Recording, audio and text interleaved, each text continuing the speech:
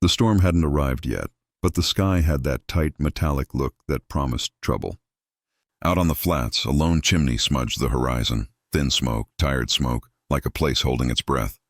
Grace Porter trudged the last mile on sore feet, travel case bumping her knee, wool coat no match for a November wind that liked to find seams and slide right through. The wagon driver's parting jab still stung. No coin, no ride. Fine. She'd walked through worse than cold. Up close, the ranch looked honest weathered boards. A barn that had seen 100 repairs and could use 100 more. Fences leaning like old men in prayer. It wasn't the secure position she'd pictured when she answered the notice. No tidy schoolhouse, no town stipend, no warm parlor with tea. But beggars and choices rarely met in the same room, and Grace had run out of rooms weeks ago. The door opened before she could knock. A tall man stood framed in lamplight, hat tipped back, winter gray eyes steady on her face. He took in the hand-mended gloves, the travel-worn dress, the straight spine. A small face peered around his leg. Dark hair, 2 solemn eyes, then gone like a wary deer. "You the teacher?" he asked. Low voice, rough edges, not unkind. "If you'll have me, Mr. Hartwell." He didn't answer right away. Grace held his gaze. She'd learned the hard way that looking down invited judgment. Finally, his mouth ticked like it wanted to be a smile and thought better of it. "Last 3 didn't make a month," he said. "Can you stay?" "I don't have anywhere else to go," she said plainly. "Does that make me more or less reliable in your estimation?" "Guess we'll find out." He stepped back, nodding her in. "Before you freeze." Heat met her like a wall. Fire popping, coffee breathing on the stove, lamplight turning the room soft. The small girl reappeared closer now, one tentative hand reaching. Grace met it, warm palm to small fingers, the touch quick as a heartbeat and just as necessary. "That's Lily," the man said. "She's 8. Knows her letters some days, won't write 'em. I'm Samuel Hartwell." Grace set her case down carefully. Her hands were shaking, and she couldn't tell if it was the cold finally leaving or relief finally arriving. "We'll change that," she said. "With time." He tipped his chin toward a doorway. "Room's yours. Lessons at dawn." Then he turned away, as if he did anything more, offered comfort, asked questions. Something fragile might spook.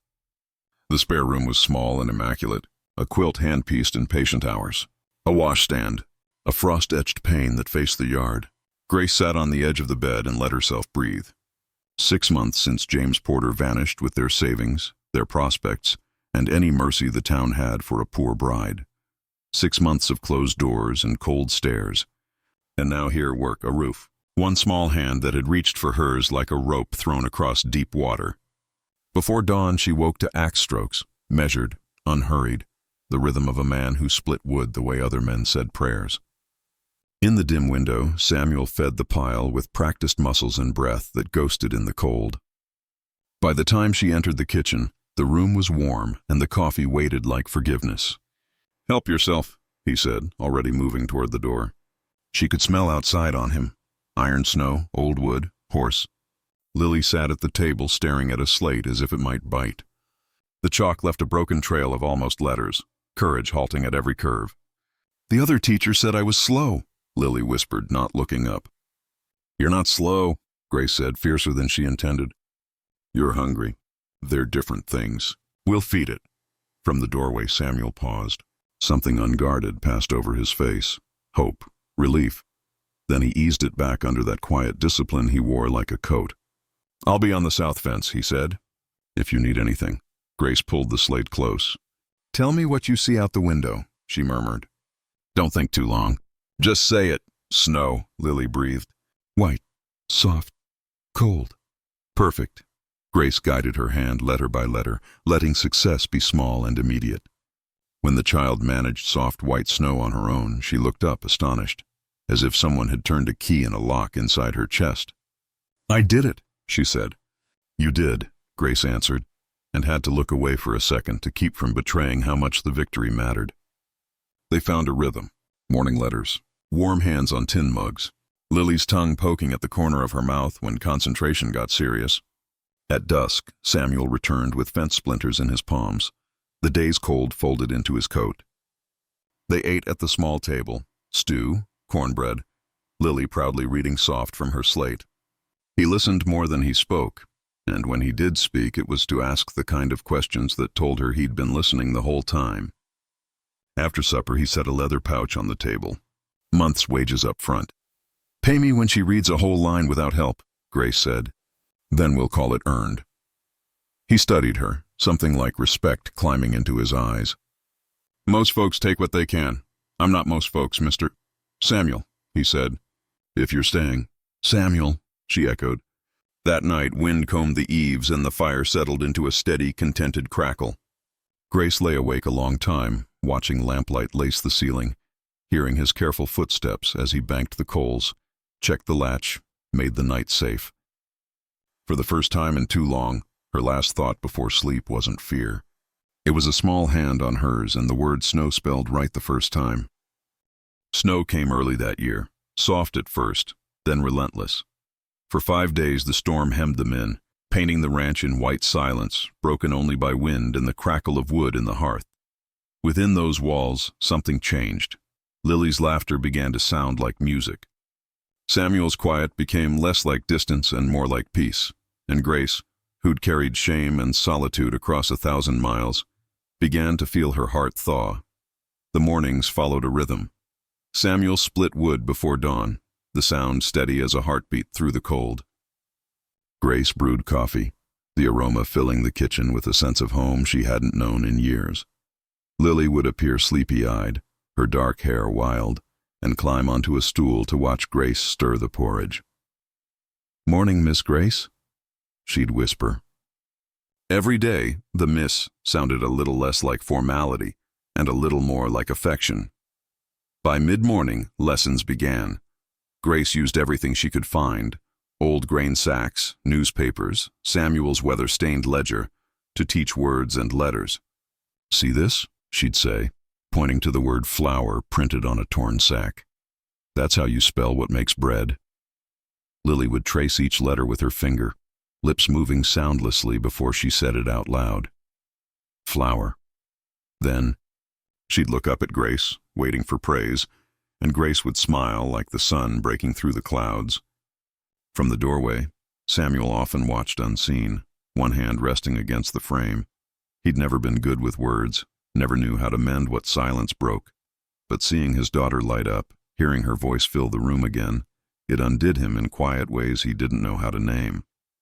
Sometimes, when Grace laughed, a soft, surprised sound like she'd forgotten she could, he felt that same warmth spread through him, like fire taking hold in the coldest corners. One afternoon, the wind shifted and brought trouble. The sky darkened to slate, and the temperature dropped fast. Samuel came in from the barn, snow dusting his shoulders. "Another storm's coming," he said, pulling off his gloves. "You might want to keep that fire high." Grace looked up from where Lily was copying her name in careful loops. "We'll manage. How bad do you think it'll be?" "Bad enough I don't like the look of it." He crossed to the window, squinting toward the ridge. The clouds rolled heavy and low. "I'll move the horses into the lower stalls." As he turned to leave, Grace caught his sleeve. "Don't stay out too long." The words came out more intimate than she meant. He paused, eyes meeting hers. "Yes, ma'am," he said quietly, and went. By nightfall, the storm hit hard. Snow slapped the windows sideways. Wind howled like something alive. Grace stoked the fire until it roared, then went to check the back door. It rattled under the pressure. "Papa's still out there." Lily's voice was small, afraid. Grace knelt beside her, pulling her close. "He'll be back soon, sweetheart." Minutes stretched. The wind grew wilder. Then, boots on the porch. The door swung open, and Samuel stumbled in, half frozen, dragging 2 sacks of feed. "Couldn't leave it out there," he said through chattering teeth. "You're half ice," Grace scolded, shoving him toward the fire. "Sit down before you drop." He laughed weakly. "Yes, ma'am," he murmured again, sinking onto the stool. His hair was wet, his hands shaking. She fetched a towel, rubbed his head briskly. Lily giggled, the tension breaking. "You look funny, Papa," she said. Samuel smiled at her, then at Grace, eyes soft. "Better?" "Better," Grace admitted, still holding the towel, still close enough to feel his breath. The air between them changed, something unspoken, fragile, dangerous. Later, after Lily had fallen asleep near the fire, Grace sat at the table mending one of Samuel's shirts. The collar had come loose. The stitching was old. She worked carefully, candlelight catching the curve of her wrist. Samuel watched from the hearth. "You don't have to do that," he said softly. "I know," she replied without looking up. But it needed doing. He studied her a long moment. "You remind me of her sometimes," he said finally. Grace's hand stilled. "Your wife?" He nodded. "Mary. She liked to fix things too. Fences, shirts, people." Grace glanced at him. "And you?" He gave a humorless smile. "Never much good at fixing. Better at breaking." "Seems to me you've been mending plenty lately," she said. The quiet stretched again, not awkward, but waited. "She died birthing Lily," he said, voice low, raw. "2 winters back. I told myself I'd stop caring about what I couldn't protect." He looked at the fire. "Then you showed up, and now I'm learning all over again." Grace's throat tightened. "I didn't mean to." He shook his head. "You didn't have to mean it." They sat in silence, firelight flickering between them. Outside, the storm raged on, but inside, something gentler took root. Lily stirred in her sleep, mumbling Grace's name. Samuel smiled faintly. Grace reached to tuck the blanket around the child. When she looked up, he was watching her again, grateful, lost, alive. "You don't have to be tough tonight," he said quietly. "No one's watching." Her hands paused on the blanket. The words cut through her armor, straight to the heart. She met his eyes, saw the truth there. Tiredness, hope, an offering. She didn't answer, didn't have to. The fire burned steady, the storm howled. And in a small cabin on a lonely ranch, 3 people who'd forgotten how to belong began to remember. By the second week, the snow settled thick over the Hartwell Ranch, white quiet stretching as far as the eye could see. Inside the cabin, the world had narrowed to firelight and routine, lessons, chores, shared meals, and the sound of 3 people remembering how to live again. Grace found peace in the rhythm. Mornings began with Lily's chatter, questions spilling faster than ink across a page. Why do letters make words? Who made words first? Did you always know how to read? Grace would smile, pour coffee for Samuel, and let curiosity fill the room like music. Samuel said little over breakfast, but his silence had softened. Where once it felt like distance, now it felt like patience. He'd listen to Grace talk about Lily's progress, nod slowly, then add, "She's got your stubborn streak." Grace would raise an eyebrow, half offended, half flattered. "She gets it honest," she'd reply. That week, Lily learned to write full sentences, crooked, uneven, but proud. "The snow is white," she wrote on the slate. Then she looked up. "What's another word for white?" "Pure," Grace said softly. "Or clean." "Then that's what we'll write." Lily's chalk squeaked across the surface. "The snow is pure." From the hearth, Samuel's voice came low. "Not everything pure stays white long out here," he said, almost to himself. Grace looked over at him, studying the man behind the words, the set of his shoulders, the tired grace of someone who carried too much alone. "Then we keep washing it clean," she answered. Their eyes met across the fire. Something unspoken passed, a shared understanding of loss and endurance. By mid-December, a fragile peace had taken root between them. The cabin felt lived in. Grace hung her shawl by the door, not on her chair. Samuel brought in extra wood each evening without asking. Lily started humming when she studied, the tune bright and certain. But peace in the frontier never lasted long. It was a Wednesday when the first visitor came, a horseman cutting through the snow, coat black as coal, hat pulled low. Grace saw him from the window and froze.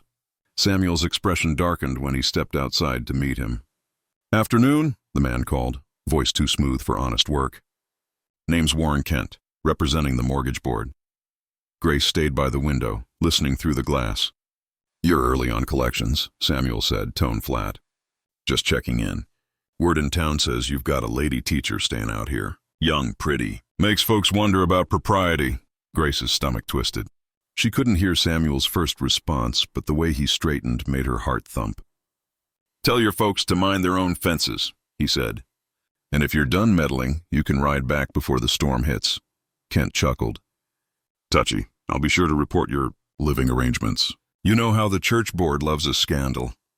Samuel took a step closer. "And I know how the board loves a man who pays his debts early." He handed the man a folded note. Grace couldn't see what it was, but whatever it contained made Kent's smirk fade. The banker tipped his hat and turned his horse. "Pleasant evening, Mr. Hartwell." Samuel stood there long after the rider vanished into the storm. When he came back inside, Grace was still standing near the window. "You heard," he said quietly. "I did," he met her gaze. "You shouldn't have to answer for gossip." "Neither should you," she said softer. "But that's the world we live in, isn't it?" He nodded. "I've seen worse." "So have I." They stood there, two people marked by the same kind of pain, different shapes, same weight. Finally, Grace spoke. "If it helps, I'll take my meals separately. Give the town less to talk about." Samuel frowned. "You think I care what they say?" "I think you care about your daughter's reputation." He looked at her for a long moment. "Lily's got more sense than the lot of them. And she knows what family looks like." Grace blinked. "Family?" He shrugged slightly. "Seems to me that's what we are. Far as I'm concerned, family eats together." The word family landed like a stone dropped into deep water. Quiet, but it rippled. Grace couldn't speak for a moment. When she did, her voice barely carried. "Then I'll make supper." That night, as the snow piled high outside, the three of them sat at the table. Lily recited her new words while Samuel mended a bridle. Grace ladled stew into bowls, the smell of thyme and wild onion filling the air. When Lily fell asleep by the fire, Grace tucked her in and turned back to find Samuel watching her again. "She's happy," he said. "She's learning," Grace corrected gently. "Happiness comes next." He nodded slowly. "Then you're teaching more than letters." Grace smiled, a small, tired curve of her lips. "You're not such a bad student yourself, Mr. Hartwell." "Samuel," he reminded. "Samuel?" she echoed again, softer this time. Outside, the wind rattled the eaves, but the warmth inside the cabin didn't waver. Grace sat beside him at the hearth, both of them silent, both staring into the fire. Finally he spoke, voice low. "You ever get tired of being strong?" "All the time." He turned his head, met her eyes. "Then don't be." "Not tonight." The room went still. Grace's breath caught, her hands trembling slightly where they rested on her lap. She didn't answer, not because she couldn't, but because something deeper than words had already answered for her. The fire crackled softly, the storm sighed against the windows, and for the first time in a long time, the ache in both their chests felt just a little less sharp. The days that followed moved like a slow river, quiet, deep, and strangely comforting. Outside, the wind calmed. The snow stopped falling, leaving the world wrapped in white silence. Inside the cabin, the rhythm of life continued. Firelight, lessons, mended fences, shared meals. But beneath that rhythm, something new had taken root. Grace felt it first in the smallest moments. The way Samuel's eyes softened when he watched Lily read, or how he lingered a second too long when handing her a cup of coffee. There was warmth in his silence now, a weight she felt in her chest when their hands brushed by accident. That morning, Grace found Lily sitting by the window, chin propped on her palm, watching snowflakes melt against the glass. "What are you thinking about?" Grace asked. "About how snowflakes fall," Lily said without turning. "They don't fight. They just fall where they're supposed to." Grace smiled faintly. "That's one way to look at it. What's your way?" She hesitated. "That sometimes they fall where it hurts to land, but they still make things beautiful after." The child thought about it, then nodded, satisfied. Grace turned back to her ledger, but the words echoed in her mind. She wasn't sure if she was teaching Lily or if Lily was teaching her. That afternoon, Samuel returned from the barn with frost on his coat and a question on his lips. "You ever get tired of pretending you're not lonely?" Grace blinked at him, caught off guard. "What makes you think I pretend?" He shrugged. "You carry it like a badge. Most people hide it worse." She laughed softly. "And you? You hide it better?" He sat near the fire, rubbing his hands together. "Used to think I could outwork it. Turns out loneliness don't tire easy." Their eyes met again. The fire crackled. Lily was in the corner. sketching a picture, 3 figures standing together beneath a crooked little house. "That's us," she announced proudly. "Papa, Miss Grace, and me." Grace's throat tightened. "That's very good, Lily." Samuel leaned forward to look. "You made me taller than I am." "Because you are," Lily said simply. "You just don't stand up straight when you're sad." The words hit Samuel like a blow, gentle but sharp with truth. Grace saw it in the way his jaw set, the way he blinked too fast. "Guess I'll have to fix that then," he murmured. "You should," Grace said softly, her voice threading between comfort and challenge. "She's watching everything you do." He looked at her, really looked, and for a moment, the firelight painted something unguarded in his expression. "And what about you, Miss Porter? You watching too?" Her pulse jumped. "I'm teaching," she said lightly. "Teachers observe," he smiled faintly. "Then I'll try to set a better example." That evening, as Lily drifted to sleep, Grace stood by the window, watching snow glow faintly under the moon. Samuel joined her quietly, his presence filling the small space between them. "She's dreaming," he said, nodding toward the bed.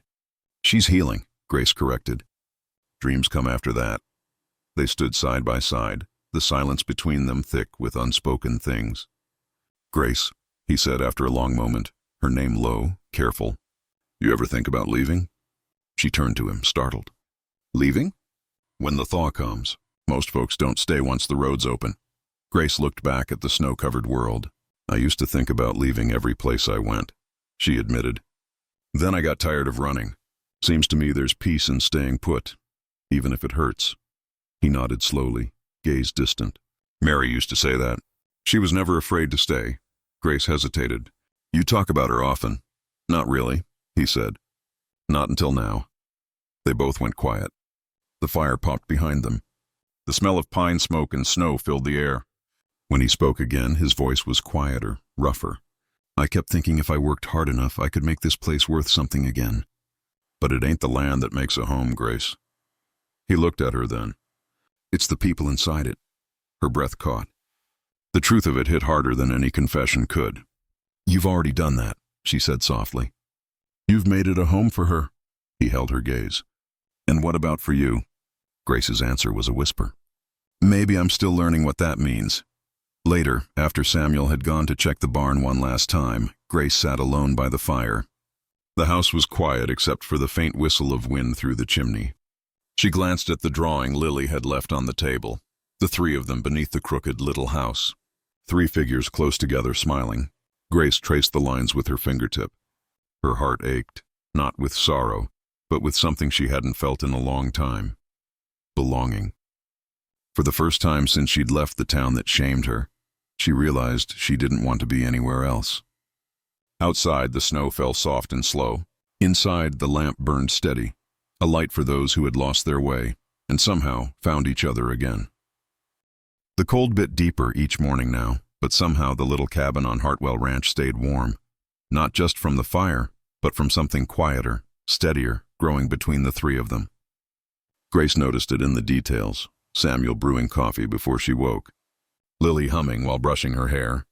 The way the house didn't echo with emptiness anymore. It was still a hard life, wood to chop, animals to tend, lessons to teach, but the silence between tasks was no longer lonely. It was peaceful. That evening, after a long day of lessons, Grace sat at the table helping Lily with her letters. The child traced the chalk carefully, lips moving soundlessly as she wrote. "The wind is cold," Lily murmured as she finished. Grace smiled. "Good, and how would you make that better?" Lily thought, then added another line. "But the fire is warm." Samuel looked up from his chair by the hearth, where he was mending a saddle strap. "That's fine writing, Lily," he said. "She's learning fast," Grace added, pride in her voice.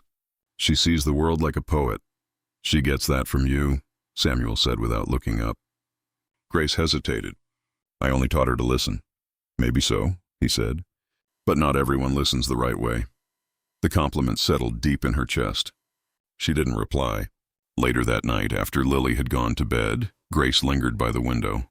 The sky outside glowed silver blue, snow glittering in the moonlight. Samuel joined her quietly, leaning against the doorframe. "She's sleeping?" he asked. Grace nodded. "Dreaming," She mumbled something about teaching the horses to read. That earned a rare smile from him.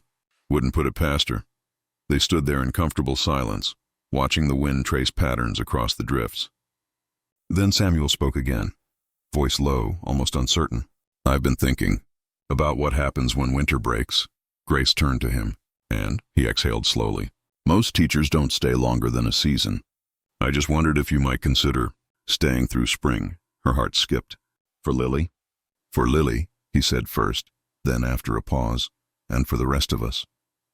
Grace stared at him, at the man who'd been nothing but steady hands and quiet strength since she arrived. "You don't need to say that because you feel sorry for me, Samuel." He frowned. "That's not what this is." "Then what is it?"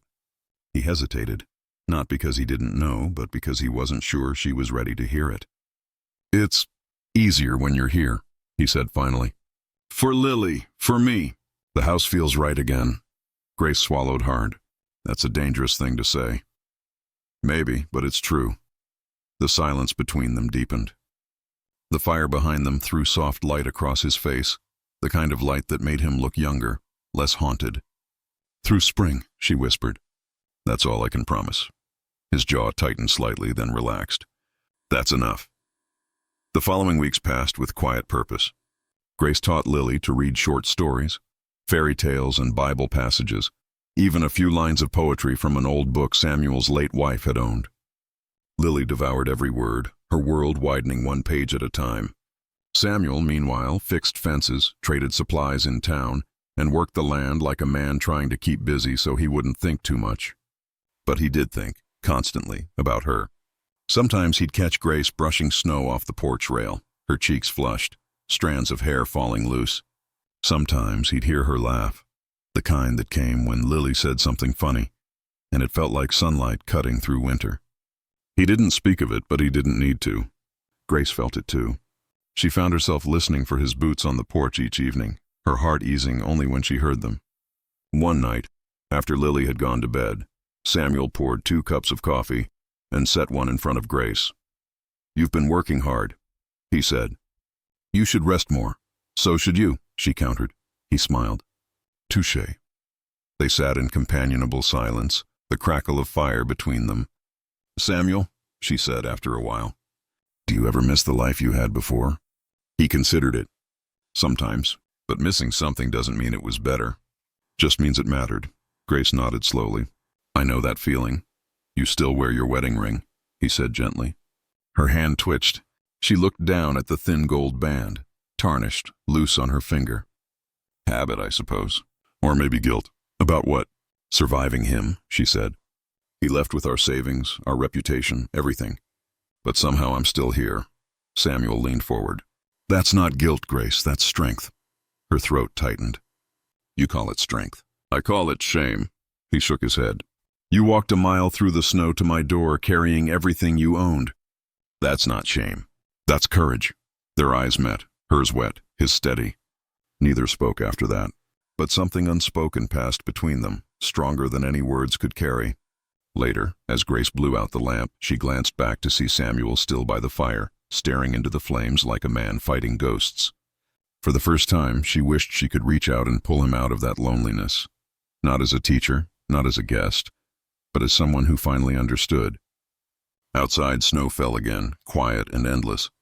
Inside, 2 hearts, scarred, stubborn, and still healing, kept time with the fire. January came hard and unrelenting. The snow rose higher than the fences, the wind screamed through the valley, and every living thing learned to endure or perish. But in the cabin on Hartwell Ranch, the fire never went out. Grace had learned Samuel's rhythms, the scrape of boots before dawn, the soft grunt when he lifted a frozen log, the quiet hum of his voice when he thought no one was listening. He never said much, but his presence filled the room like gravity, constant, steady, and impossible to ignore. Each morning began the same, the hiss of kindling catching flame, the scent of coffee, the murmur of Lily's sleepy questions. Grace found comfort in that repetition, in knowing what came next. After years of chaos and heartbreak, the predictable was a blessing. One morning, she caught Samuel watching her from the doorway. She was brushing snow off her shawl, her hair unpinned for once, the early light turning the strands to gold. Their eyes met. Neither looked away. "You're up early," he said quietly. "Couldn't sleep. Storm kept me awake," he nodded. "Happens to me too. Storms have a way of reminding you what you've lost, and what you've still got," she said gently. He looked at her for a long moment, and then unexpectedly smiled. "Yeah," he murmured. "That too." The next day brought visitors, uninvited ones. Clyde Harper, the local merchant, arrived with supplies and sharp eyes. He made a show of shaking the snow off his coat before stepping inside. His gaze flicked from the fire to the dishes on the table to Grace standing by the stove. "Quite the domestic scene you've got here, Hartwell," he said, a smirk twisting his mouth. "Young woman living under your roof." "Folks are talking." Grace stiffened. Her cheeks burned. Samuel's voice went cold as winter creek water. "Miss Porter is my daughter's teacher and a guest in my home." "You got a problem with that?" "Not me," Clyde said, raising his hands. "But the church board might. Reputation's a fragile thing out here, especially for women." Grace forced her voice to stay calm. "You can tell the church board Lily's education comes first. That's all that should matter." Clyde snorted. Sure. But you know how people are." Samuel's hand tightened on the edge of the table. "You done talking, Clyde?" "Just thought I'd offer a warning. This town's fond of gossip. Wouldn't want a poor woman's name dragged through the mud again." Grace's spine straightened. "I can survive mud," she said evenly. "I've done it before." Clyde looked between them, clearly surprised by her composure. "Well," he said finally, reaching for his hat, "don't say I didn't warn you." When the door shut behind him, the silence was deafening. Grace turned away first. "He's right about one thing," she said quietly. "People will talk." Samuel's jaw tightened. "Let them. You can't ignore them forever. Maybe not. But I can decide whose opinion I live by. And it sure as hell ain't Clyde Harper's." Her lips twitched, the ghost of a smile. "You're impossible, you know that?" "Been told. By your wife?" He froze, the air between them turning heavy. "Sorry," Grace said quickly. "That was—" "No," he interrupted softly. "You don't have to apologize." He looked at her, the grief clear but gentler now, like a wound half-healed. "Mary would have liked you." Grace didn't know what to say, so she didn't say anything. Instead, she stepped closer to the table and began stacking dishes, hands trembling slightly. Samuel reached out to help. Their fingers brushed, and this time, neither of them pulled away. That night, Grace couldn't sleep. The wind rattled the shutters, but it wasn't the storm keeping her awake. It was Samuel. She thought of the way he'd looked at her earlier, the way his voice had softened when he'd said her name. She'd come here to earn a living, not to find belonging. Certainly not love, and yet, she turned over in bed, watching the flicker of firelight under her door. Somewhere beyond it, he was awake too. Outside, the storm raged. Inside, something else was building. Quieter, stronger, just as dangerous. The next morning, Grace found Samuel at the table, already working through a stack of correspondence. She hesitated in the doorway. "You're up early," she said, echoing his words from the day before. He didn't look up. "Couldn't sleep." "Storm again?" He paused. "Something like that." She crossed the room, poured 2 cups of coffee, and set one in front of him. "Then we'll face it together," she said simply. For a moment, their eyes met. And in that moment, the fire in the hearth wasn't the only thing burning. Neither of them said another word. But the silence was different now, charged, alive. And when Lily came running in, all laughter and light, Grace thought maybe, just maybe, she'd found a place where her heart could rest. By February, the cabin had become more than shelter. It was a small world built of trust, laughter, and the faint scent of pine smoke clinging to everything.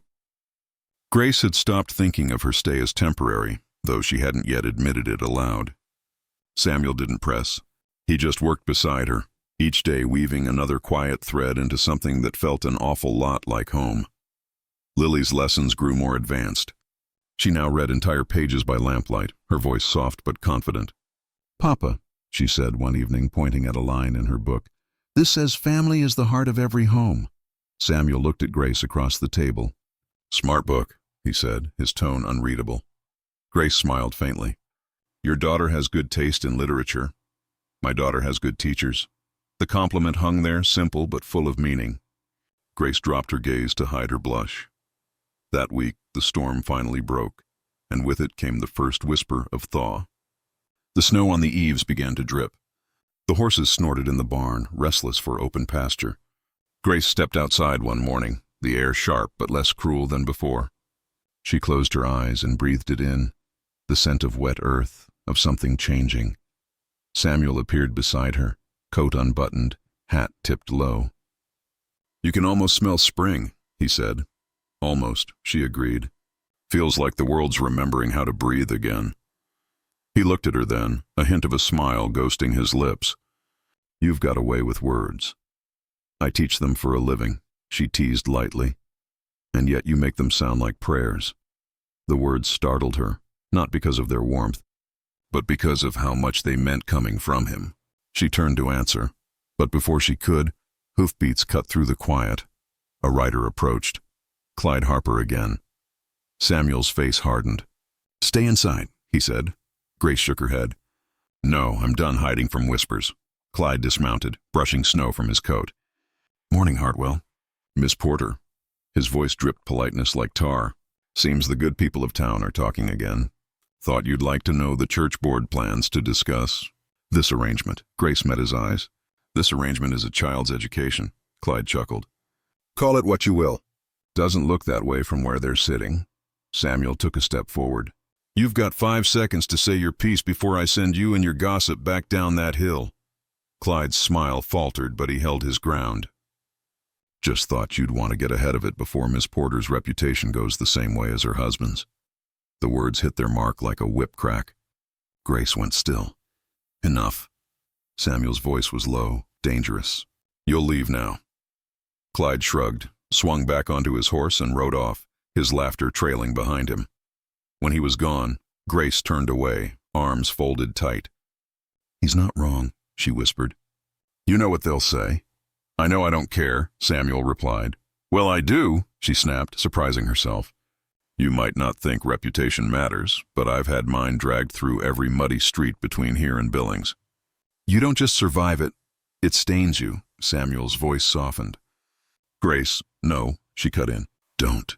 You've been kind to me and I'm grateful. But I won't let your charity ruin whatever's left of my name." He looked pained. "Charity?" Her heart twisted the moment the word left her lips, but pride pushed her on. "You offered me work, food, safety.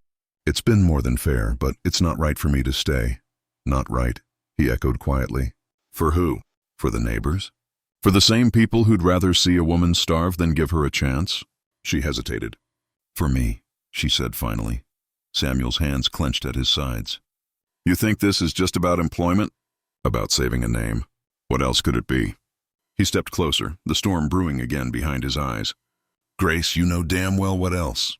Her breath caught. The distance between them disappeared, close enough that she could feel the heat from his skin. "Samuel." He stopped himself, exhaling sharply, and stepped back. "Forget it. I don't want to make things harder, but they already were." That night silence settled heavier than any snowfall. Grace pretended to read while Lily colored by the fire, but her thoughts ran wild. Samuel sat across the room, pretending to fix a harness. Neither spoke. Every tick of the clock seemed too loud. When Lily finally went to bed, Grace rose to tidy the table. Her hand brushed the edge of the book she'd been holding, a volume of poems, one she'd seen Samuel read before. Without thinking, she opened it. On the inside cover, written in a careful, unfamiliar hand, were the words, "For Samuel, for all the winters you'll survive." Her throat tightened. She set it down carefully. "Grace," Samuel said suddenly. She froze.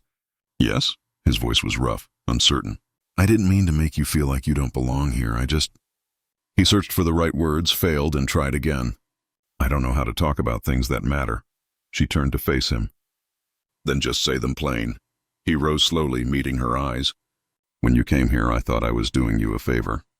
But the truth is you've done me one. You brought life back to this place. To Lily, to me." Her breath hitched. He took a small step forward.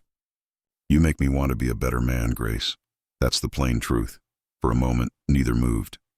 The fire crackled, the air thick with everything they weren't saying. Then Lily stirred in the next room, her voice sleepy. "Papa, Miss Grace?" Grace exhaled shakily. "You should check on her." Samuel hesitated, eyes lingering on her face, then nodded and disappeared down the hall. Grace stood alone, her heart pounding. She'd come to this ranch looking for a second chance, not love, not belonging. But standing there in the dim light, the truth settled over her like the snow outside.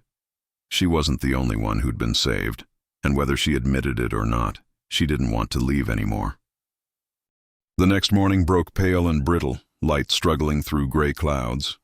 Grace stood by the window with her shawl wrapped tight, watching Samuel harness the horses. He moved slower than usual, like a man burdened by something heavier than the cold. She'd barely slept. Every word they'd spoken last night circled in her head. His quiet confession, her stubborn pride. She'd told herself she'd leave when spring came, but now she wasn't sure she could. When Samuel came inside, snow clung to his coat, his jaw set. "Town meeting today," he said quietly. "They'll be talking about us." Grace's stomach dropped. "Then I should go." "You should stay," he countered, voice firm but soft. "I won't let them turn this house into something it's not." Her eyes flashed. "You can't stop gossip, Samuel." He met her gaze steadily. "Then I'll drown it out with truth." Before she could ask what he meant, Lily came running in with her braid half done, excitement bright in her voice. "Papa, can Miss Grace come to church today, please?" "Everyone will see we're a family." Grace froze. Family. The word stung and soothed all at once. "We'll see," Samuel said carefully, glancing at Grace. She sighed, smoothing Lily's hair. "Get your coat, sweetheart." The church was packed, the air thick with wood smoke and judgment. As soon as Grace entered beside Samuel and Lily, every whisper in the pews died. Then, as if on cue, they started again, soft, slicing, relentless. Grace kept her chin high. She'd learned long ago that dignity wasn't about what people said. It was about what you refused to give away.